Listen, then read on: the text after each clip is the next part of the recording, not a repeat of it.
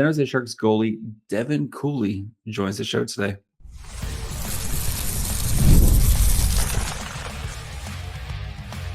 You're Locked On Sharks, your daily podcast on the San Jose Sharks, part of the Locked On Podcast Network, your team every day. Hello, welcome to Locked On Sharks, the premier hockey podcast covering your favorite team in the Bay Area. My name is JD Young, contributor at San Jose Hockey Now, and I want to thank you for making Locked On Sharks your first listen. Probably part of the Locked On Network. We cover your team every day. If you want to be an everydayer, all you have to do is just follow wherever you get podcasts, or you can watch on YouTube as well. On today's episode, we have San Jose Sharks goalie Devin Cooley, who joins the show, where we're going to talk about kind of the craziness of the past month. We're going to talk about kind of his early years and going to Denver, his kind of grinding it through the AHL and the ECHL. And then, of course, talk about his time with the Sharks and get to know him off the ice a little bit. So before we do all that, do want to let you know that today's episode is brought to you by Monopoly Go. I admit it, I'm a competitive side and a big fan of Monopoly Go, the mobile hit twist on classic Monopoly, so you can join your friends and download Monopoly Go now free on the App Store or Google Play. And now we bring in San Jose Sharks goalie Devin Cooley. How's it going, buddy? It's going good. It's going good. How are you? Not too bad. I don't know about you, but I am ready for the off season. I know you guys have one game left in Calgary. I'm sure it's been a long grind for you as well. And I'm sure you're ready for some time off to hang around and do nothing for a little bit, right? Yeah. And it's definitely a little bit early for me, I think. And, I love doing this. So it's, I feel like I just kind of started, like once I got traded to San Jose, it felt like the season started over. So now I feel like it's like, oh man, I'm just getting started. I kind of want to keep going, but it is what it is. So, I mean, how crazy has this past month been, right? You go from playing in the AHL, you get traded to San Jose, and things have been, you've had quotes that have gone kind of viral. You've been kind of all over, even on the NHL Network. How crazy has it been? Yeah, it's been like an absurd whirlwind. Just trying to take it one day at a time. Lots of interviews. The stuff in social media has been pretty funny to read and watch. And playing my first game and getting my first win and doing it for the hometown team. It's just been amazing. All right, so let's go way back. When did you realize that hockey could kind of be a thing for you? I don't know if there was anything where I was like, oh man, this is it, I'm so sick, I'm so good, I'm gonna go to the NHL. For me, it was mostly just I just loved it. I just from the beginning, I just loved to play it. I loved to read about it. I loved to study it. It was all I thought about every day, all day, every day. I just obsessed over it. And so I think for me, I had that passion, I had that obsession with it. And so every single time I went up to the next level, or I got to the NHL, I felt like that was just a byproduct of just me just loving the game and just being really into it. And I think I have all the tools necessary. So that helps a lot, obviously, because there's guys that are also really obsessed with it that just don't, may not have the genetics or whatever, but I think for me, it was just kind of taking it 1 year at a time. And I've mentioned before in a different interview that I've dealt with a lot of setbacks, in my career. Yep. There's never been a year where I've been oh man, I'm the guy. I'm having such a good year. I think maybe once or twice in college, and I think maybe that would answer your question. I think that college year that I had where I broke records at DU my sophomore season, that's when things was we're okay, wow, maybe I could actually do something with this. Because then I think I got invited to 6 or 7 development camps after that season. Denver started asking me what would you think if you got offered a contract? And I was like, me, a contract? Yeah. That's crazy, And it was kind of the same thing when I even went to Denver. I was like, me going to Denver? It was just every year has kind of been a little bit of a shock to me, and kind of a fake it till you make it kind of situation, That's been my motto ever since I started hosting this podcast: is fake it till you make it. Yeah. For sure. Who was your favorite player growing up? I know we know you're a local kid, a Sharks fan, but who was your favorite player? I really liked Pecorine growing up, as a goalie. Obviously I love Nabokov, but I thought, especially as I hit my teenage years, I thought I kind of played like him, and I tried to emulate my game off of him, just really big and kind of quick and all over the place a little bit. And so it was actually really cool because when I signed my entry level with Nashville, he was the first guy I started training with, in the summertime in Nashville, and I got to hang out with him a little bit on the taxi squad. And he actually texted me after my first win too, so that was pretty cool because he's still on a roll with Nashville. So yeah, definitely, it was pretty awesome. I think all Sharks fans are one moment. Our favorite moment of Pecorino is Game 7 when the Sharks go up 5-0 and he just slams his stick. Yes. I was in the building for that, and I will never, ever, ever forget that. So yeah, I remember that too. So again, with you being a goalie, why a goalie? You guys, no offense, but weird kids most of the time. So what led you being to a goalie? Dude, I don't know. I just loved it. Like I think that's the answer you get most of the time. I just absolutely fell in love with it. So when I was growing up, when I first started playing, I started as a player, and I think I was a player for 2 years or 3 years. But we didn't have goalies growing up. So the players would take turns being in the net, in your player gear, because nobody had goalie gear or whatever, I guess. It was too new. And so every single time I just was really hoping I'd get to go be goalie, and I'd try to volunteer every time I could because I just thought it was so much fun, stopping the pucks and stuff. And then finally got my own gear at 8 years old, and I was like, this is the coolest thing ever. And I think I really, especially now, I really like how you can be a difference maker every single night.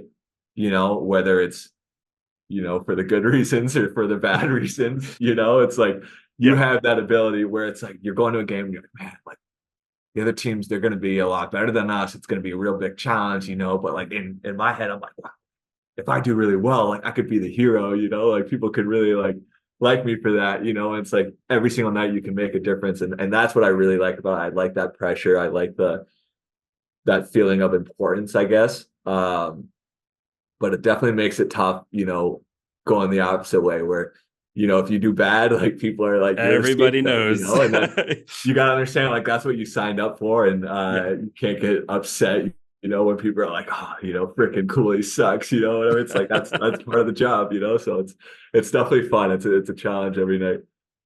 All right. Who's on your Mount Rushmore of best goalies ever? Gosh. Hasek for sure. Patrick Waugh is probably up there. I'd say Brodeur's up there. Man, I think just as far as ability and doing things that other guys can't do, I'd say Vasilevsky is probably up there. It's pretty solid. 4. It's on Mount Rushmore. 5. 4. 4's on Mount Rushmore. Yeah, so there you go. There's my 4. That's a pretty good 4. I think as a kid, I'm a little bit older than you, but watching Hasek do Hasek things, and you were if it was mini nets or whatever, you're doing the kicks, right? You're doing the flips, you're trying to do all the crazy saves like Hasek. He was an inspiration to a lot of us. So not that I ever played goal, but again, we all want to be Hasek. So you mentioned University of Denver. What was that kind of recruiting process for you? Did you have a lot of schools interested, or were you just somebody's interested in me, let's go? Yeah, I was a walk-on. Okay. Yeah. So walk-on on one of the best college programs ever. They just won their 10th championship. They're awesome. So that was if you would have asked me, what school I would go to if I could go to any school, in the country, it would have been Denver for sure. And so what happened was I was planning to go try to get back into the USHL. And so I told my family advisor at the time, I was just put me in as many USHL camps as you possibly can. I just want to get back to the USHL, and I want to play in a bunch of scrimmages. I want to figure out how to play games, because that was my biggest issue is in practice, I was so good, but in games, I just I couldn't do it. Maybe it was a mental thing or who knows what. And so the first USHL camp I actually ended up having a really good camp, but they just didn't have room for an older guy. It would have been my 20-year-old year. And after that camp was done, my advisor came up to me and goes, hey, so would you be interested in walking on somewhere? And at that point, I was kind of over juniors. I wasn't having the best junior career, and I just kind of wanted to get to college. And I was well, it depends, where? And he's Denver. And just immediately, I was no way. I was like, absolutely. I was like 100%. And he's like, all right, well, let me figure it out with them, and I'll get back to you. And it ended up working out. I ended up walking on, that very next year. I didn't go back to the USHL or anything. Walked on as a third string, and didn't even travel with the team, was just enjoying, like, having fun, like, just, working every day, and just being grateful that I had made it to college, to Denver. Like, that was so cool. And then my sophomore year came in, and the senior had graduated. The other freshman that I came in with actually ended up getting released, so he was gone. So Denver brought in two more freshmen, and one of those freshmen was Philip Larson, who was a very top prospect, had an amazing year in the USHL, and then Michael Corson, who was also a really good guy in juniors. And basically, they had told me, they're like, "Hey, you're going to compete, for a backup spot with Corson." And I was like, "Cool, like, that's fine." And then what ended up happening was Larson had to go in for groin surgery. And so my captain, like, took me out to lunch, and he's like, "Hey, you want to come out to lunch with me?" And I'm like, "Yeah, sure." I was like, "Oh no, like, what did I do? I thought I was going to be in so much trouble," or like the captain's pissed at me. And he goes, "Hey, so Larson has to go back in for surgery. Like, we're going to need you to be the guy. You're going to have to start some games for us." I was like, holy, like, that's insane. Couldn't believe it. And then ended up playing some games and started off really hot, and ended up breaking records for career save percentage, career goals against average at the end of that season. Won most improved, won team MVP, and then out of nowhere, and then all of a sudden it was like 6 or 7 NHL teams are contacting my advisor, and I went to 2 different development camps, and I wanted to go to all 6 or 7, but there wasn't enough time. And then all of a sudden the next year I got put on scholarship, and it was like, oh wow, now it's go time. Now it's like, okay, now I'm going for a contract. Now I want to sign, and so just kind of a whirlwind there too. It just all kind of worked out. It was just crazy. But my whole thought process, like, I just wanted to work as hard as I possibly could, because I never knew if I was going to get that opportunity, and luckily I ended up getting that opportunity, and my work showed, and made the most of it. All right, guys, before we continue with Devin Cooley, we get to talk about kind of his early start to his professional career. Eventually, we'll talk about the trade and, kind of coming back home to San Jose. We'll get to that here in just 1 minute. We've all been there, either as a player or a fan. It's halftime and the scoreboard isn't looking good. You're feeling low. Not sure if you and your team can pull out a win. That's when you need to dig deep, lift your head up, and say to yourself, it's time to get back in the game, pull off some bank heists, and take as much of my friends' money as I possibly can. That's right. The smash hit mobile game Monopoly Go lets you compete with your friends and get the most richest and biggest empire. It's the Monopoly you love, but on your phone, anytime, with tons of new twists, including leaderboards to compete with your progress of your buddies. There's so much to do. Play with countless dynamic Monopoly boards. Make your friends bankrupt by smashing their landmarks with a wrecking ball, and charge other players rent for your iconic properties. You can even work with your friends to crack open community chests and tournaments to get extra rewards and climb the leaderboard. So get back out there, put on your game face, and download Monopoly Go, now free on the App Store or Google Play. All right. So after college, you signed with the Nashville, like you mentioned, right? You kind of bounced between the Admirals and the AHL and the Everblade and the ECHL. How tough is it, like that mental grind of, like one day you're in Milwaukee, next day you're in Florida? Like what's that kind of grind like?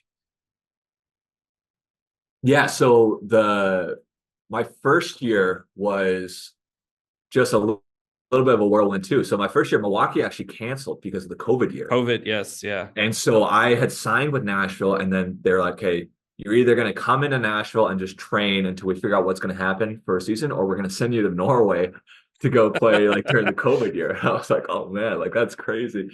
And then Norway ended up not working out, so I went and trained it with Nashville. That's when I got to train with Pecorino and all that stuff. And then they sent me and like 5 other guys on contract to Florida in the East Coast League, who was their affiliate, because the East Coast League was still doing their season. So then I went there and played there for a lot of the season, and that was a great experience. The Florida organization, it was a lot of fun playing there, and the guys were awesome, the staff was awesome. And then yeah, I got called up straight from Florida in the East Coast League to Nashville on the taxi squad because there were some injuries and blah, blah, blah. And so I was in the taxi squad for like a month. And then I got loaned to Chicago in the American League because Milwaukee had canceled. So that was in Chicago for a couple of weeks. But they had a deal with Nashville that, only one goalie was allowed there. So then Ingram came back. And then I went back down to Florida. So it was just like so much like jumping around, but it was really cool, like for my first year, to see how all leagues, kind of worked and, what it took to be at each league. And it was really motivating for sure. Because I was like, once I went back to Florida, I was like, oh, I gotta go back. I got to get back up. I got to get back to those leagues. That's where I want to be, and then, so that was a blast. And then my second year was, all Milwaukee. And then I spent 1 week, like a little conditioning stint in Florida. And yeah, that was a grind. That was tough. It was definitely a big adjustment. I felt really good going into the season. I had a good camp, and then I kind of got smacked in the face a little bit with the American League like adjustment. It took a lot of work, and a lot of like, okay, like maybe I'm not 100% ready, but I'm going to keep grinding. I'm going to keep pushing, and I'm going to keep working hard. And so Ingram was playing like pretty much every game. He was Nashville's top prospect. Arizona's goalie now, and he was doing great. He was doing really well, and I was kind of struggling, only playing every like few weeks or so. And but I just kept putting in the work, and then by the end of the year, I ended up having a really strong finish, and then I ended up starting in playoffs and having a really, really good run in playoffs there. And then re-signed with Nashville, and then third year, kind of similar situation. Like we had Askarov again, so I'm kind of just grinding again, still working, and then the exact same thing happened again, just ended up playing in playoffs and doing really well, and hit free agency. So it's just been a lot of like just kind of grinding and just trying to make the most of any time I got an opportunity. 3-3 is crazy that the ECHL does, right? Yeah. Oh man, you get those a little bit in the American League too, but they're inhumane.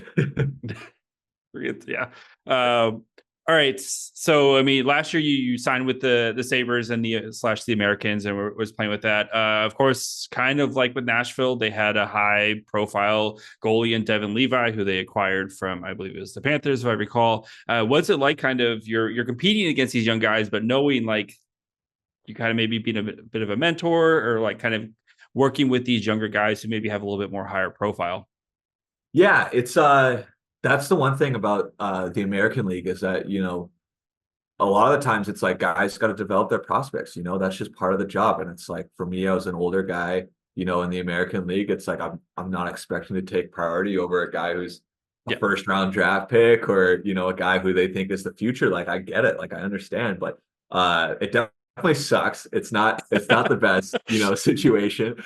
But again, like that's all stuff that you can't control, like you can't worry about it.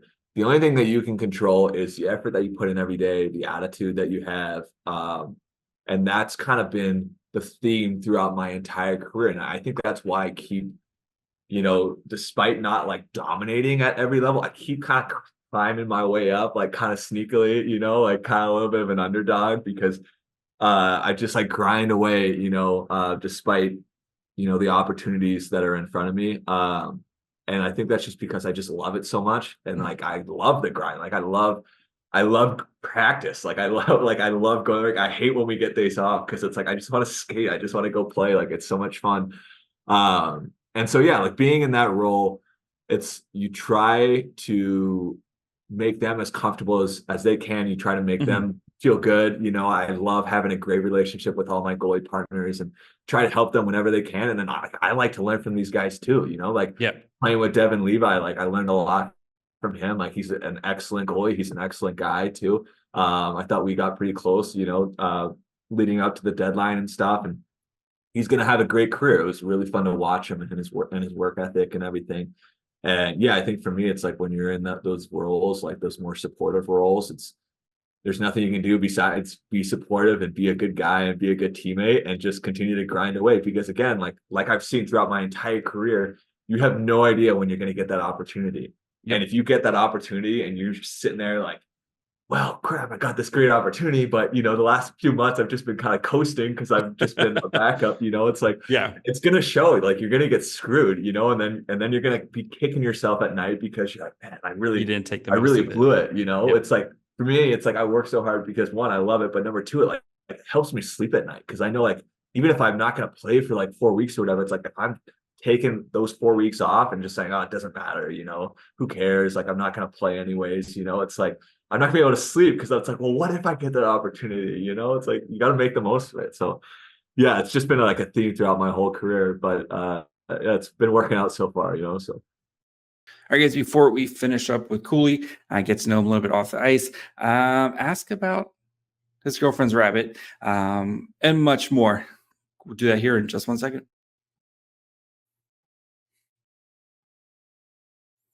Policy Genius is the country's leading online insurance marketplace. It saves you time and money so you can provide your family with financial safety net starting today.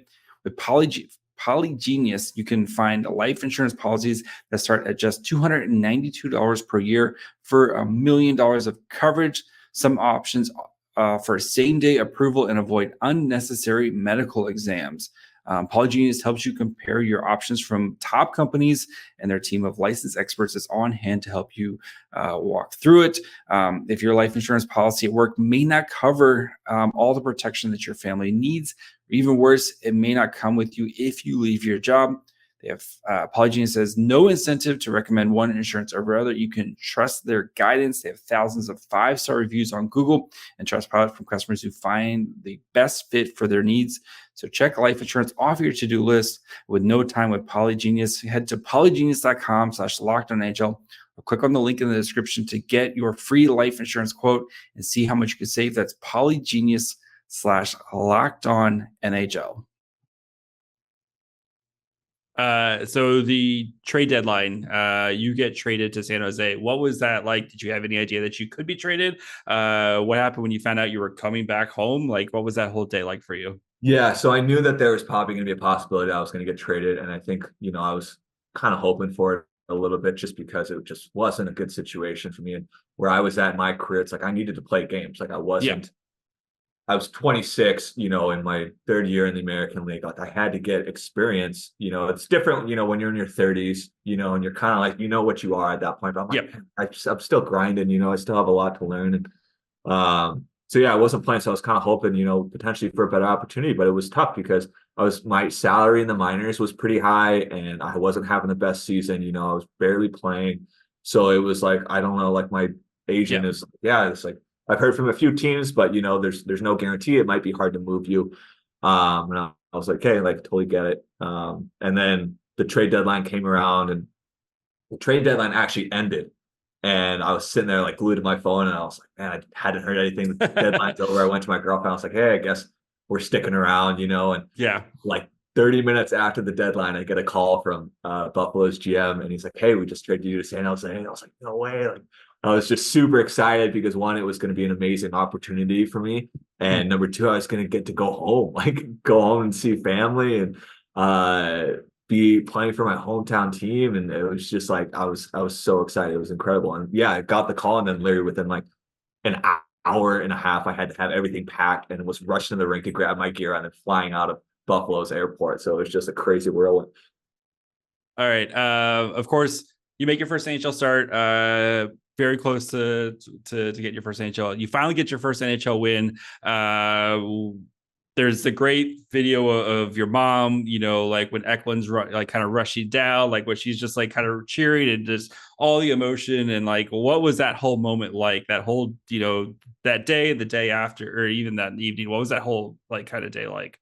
Just that, honestly, that when we scored in overtime, it was just like the best thing. It was the best feeling ever. Like Larry goosebumps, like Eki with the absolute snipe, like it was just so cool. And I remember like in the moment before it happened, I was just like so locked in, like so dialed in, like not thinking about the future at all, to where I was like, man, if we lose, like I don't even think I'm gonna have, or if we win, I was like, I don't even think I'm gonna have a reaction. So I was just so zen, so emotionless, like didn't care about anything, it's like whatever happens, and then in my head I was like, yeah, I'm not even gonna react if we win, whatever. And then we scored, and it was just like all that all of that went out the window. I just goosebumps, I couldn't hold it in. I was like, this is the best thing ever, like the best feeling. And it was funny, like during the celebration, like Ecky's like hugging a few guys, like celebrating or whatever. And I was just looking up the ceiling, like screaming, like so excited that I absolutely like blew past them, and then like almost missed like the celebration. I had to like turn around, almost fell over, and then go back over and hug them. And yeah, that was definitely one of the best feelings of my life, I think, for sure. It was really cool. But yeah, so that was just amazing. And then afterwards, getting to see all my family and whatnot, and hang out with them and celebrate with them. It was really cool to have like a lot of family and friends like in the crowd, and seeing that. Just really special night. Did you snag one of the hats, or did Eklund take them all? I didn't snag one of the hats. Yeah, that's for him. That's his hat trick. I got the puck though. There you go. That's it. Is Thomas Speer a wizard? Yes. Well, for me at least. He's awesome. Like you see like McKenzie Blackwood, right? Who was kind of thought as like, oh man, maybe he's done. He comes in, he works with Speer, and Blackwood, I know his save percentage, stuff like that does look good. But if you look at the analytics, like Blackwood's had an amazing season behind what's been a tough team, right? Sure. You mentioned like how Speer has kind of really helped in this short period of time. So what does he do? Like why is he such a wizard? Yeah, I think where he really excels at is working with guys that have similar qualities to like Blackwood and I. Obviously, I think he's worked with all types of goalies, but I think he understands what someone like me who's big and can move well, and who's quick and mobile needs to do in order to like be their best. So a lot of it is using my body a lot more and being a lot bigger and filling space in the net and not being so crazy, not attacking pucks and getting so low, but being more upright, having my hands in more neutral position, letting pucks come to me, filling space, not having holes, under the arms anymore, or not sitting back either. Yeah. He's just making the game feel a lot easier for me, I think is the best way to describe it. And just the game feels like it's coming to me. A lot more pucks are hitting me. I don't feel like I have to be so locked in with my tracking and stuff. Like it just feels easier. I'm reading plays better. I can skate better without getting too locked in. He's been really awesome. And this is all in a matter of, the month or so that I've been working with him. So it's like, I couldn't imagine, getting like a whole year with him. It would be really awesome. And I just like can imagine like what he could do for my game, spending a lot of time with him. And I think we've seen that a lot with Blackwood, like maybe he didn't have the best year with New Jersey, and he's killing it this year. And like every game that I watch, I'm like, oh, this guy's the real deal. He's really special. And I think a lot of that's going to be credit to Spearsy. I know Blackie speaks really highly of him as well. And yeah, he's just definitely a special coach. All right. So you are UFA after the season. Is there been talks of maybe returning? Is that something I assume you'd be open to, especially the way you just talked about Spears, or you're going to kind of let that process play out right now? Yeah, right now, just letting the process play out. I haven't heard anything, and I don't know if it's my agents just trying to keep you focused on it, finish the year. Exactly. Yeah. No distractions, or, if there just hasn't been any talks yet. So I have no clue, what my career's thinking, or who knows what's going to happen. But definitely would be open to coming back. Obviously, I love it here. I love being home, and I love working with Spearsy, and he's been awesome. So definitely open to it. But obviously, it depends on the opportunity and blah, blah, and what else is out there, and, all that good stuff. But, it's we'll see, but I'm definitely open to it. All right. We'll get you out here with a couple quick ones here. So any tips for someone who's about ready to hit 40 on trying to get more flexible? Oh, man. Yeah. Is it too late? It's just too late. Yeah. It's look into a lot of like mobility work, not just like your static stretching, but like a lot of like active stretching. And there's like a lot of like videos on it. But you got to do it every day. That's it. That sounds like too much work, buddy. I got 2 kids. I do not have time for that. Oh, for sure. Man, dude. I could imagine that's probably taking a toll, But yeah, you got to be consistent. It's a lot of work. It's a lot of stretching. You know, I stretch every single day. But I like it. I like the way it feels. I like not being in pain ever, you know. So like I don't like leaving the rink if I don't feel 100%. So I'll stay there as long as it takes to do all my stretching, mobility work and feel good. It's nice to feel good all the time. And I think I'll keep this up, you know, when I'm not even playing anymore either, you know, just because I don't want to like be the guy who's 50 years old and he's got bad knees and hips and back pain and blah, blah, blah. I think it's just once you get older, you know, and you're more of like a sitting lifestyle, I think it can kind of like really catch up to you quick, you know. It does. Spoiler, it does. Your rabbit, who has its own Instagram page. What most people, dogs, cats, you went the rabbit route. What was the thought process behind the rabbit? Yeah, so it's actually my girlfriend's rabbit. Okay. But he's now you inherited it, yes, obviously, because we live together. So she had gotten him a couple of years before she met me. And then so when we started dating and we moved in together, she brought the rabbit along and I just fell in love with him. He's awesome. And then she created a whole Instagram page for him and the NHL posted about him and stuff. So he's been kind of blowing up. He's now got his own following. I think his last picture, he got almost 1,000 likes, you know, so it's pretty funny. But yeah, like he's really awesome. He's potty trained. They don't take a lot of maintenance, you know, like you gotta feed them and blah blah every single day, but they don't annoy you a lot. They're not like really like slobbery or they're not pissing everywhere. Like they're pretty low key, kind of like a cat, you know, and he just chills all day. So he's really awesome to have around and pet and stuff. All right. Socks and skates. Are you a monster who does not wear socks with your skates? I do not wear. Oh, no. I wear socks. Yeah. With my skates. Yeah. I don't wear socks like around the knees, like most goalies. Yeah. But yeah, I definitely wear socks. That's gross. Have you had teammates who don't wear socks with their skates? It's weird, right? Not that I've seen. I mean, I haven't really been looking out for it, but maybe I'll start looking out for it more. I know Ryan Merkley, who was a Sharks prospect, did not wear socks with his skates. So, but yeah, apparently it's like once you break them in, it's super comfortable, but it seems really weird to me. So yeah, that's a little greasy. Yeah. All right. Game day prep. Are you a superstitious guy, little stitious guy, or let it flow type of guy? No superstitions whatsoever. They're just distractions. Okay. Do you so I assume stretching, you have your routine and stuff, but not like this sock on this time, like this for way. Sure. Yeah, I definitely have a routine and I definitely have stuff that I do every single time. Mm-hmm. But if you were to be like, hey, you can't do this part of your routine, you got to find something else to do, I'd be like, okay, no problem, no issue whatsoever. Because there's a lot of times stuff happens, you know, or you're late or whatever, or something goes wrong and you don't have the time or whatever, you know, and you got to change something up. Like, for example, like I've been using those VR goggles, you know, for my pre-game that it's been covered by the media and stuff. And a couple weeks ago, before my first win, actually, the goggles actually broke. I think they got smashed in my bag or something like that. The program didn't work anymore. And so I was like, shoot, that's been my pregame routine. That's been my bread and butter. But I was like, you know, who cares? I'm just gonna go back to old school. So I went back to the juggling, the tennis balls, throwing balls off the wall, and no problem, you know. And I think if you get too intense, like I have to do this before every game, when something goes wrong and it can't, like it could really mess with your mental side of things, and that's just not good as a goalie. All right. Are you a coffee guy before the game? No, I've actually never had coffee in my life. Oh man. Not even a sip. So I do noon tablets. They're like the little electrolyte tablets, and some of them they have caffeine in them.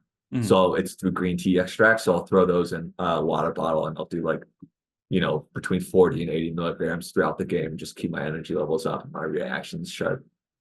I think if I stopped drinking coffee, the headache would probably kill me. So yeah, that's why I don't want to start, because I don't want to have any sort of tolerance to caffeine. I only want to use it as like a performance enhancer. Children though, they're the ultimate equalizer. So are you a nap guy, or are you like at least like take a nap before a game? Yeah. I usually like to do at least an hour and a half. But sometimes I'll fall asleep with 3 hours and set an alarm and wake up whenever I wake up, you know, just wake up naturally. All right, last question. When you're not grinding, because we know you love to do, or at the rink or whatever, what's your favorite off ice activity? I like music a lot. So I play the piano, I play the guitar and ukulele. So I like anything to do with music. I like playing instruments, you know. Yeah, that's probably my best thing. All right, Devin, I've taken way too much of your time. Thank you so much, buddy. Really appreciate. Best of luck for the rest of the season, and hopefully we see you stick around San Jose. At least I know I've been advocating we need to see you in San Jose for a while. So Thanks. Appreciate it.